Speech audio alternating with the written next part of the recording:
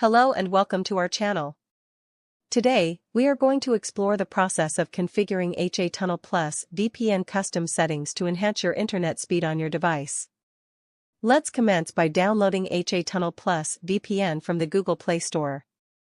Once the installation is complete, open the app to access its home screen. Locate the radio button within the app interface and toggle it on to activate the VPN service. Next, tap on the arrowhead icon to delve into the various connection protocols available. From the list of protocols, opt for Custom SNI to customize your connection settings. Enter the specific SNI, server name indication, in the designated field to refine your connection parameters.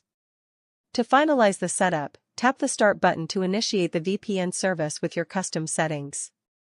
Experience a remarkable boost in your internet speed with HA Tunnel Plus VPN's tailored custom configurations.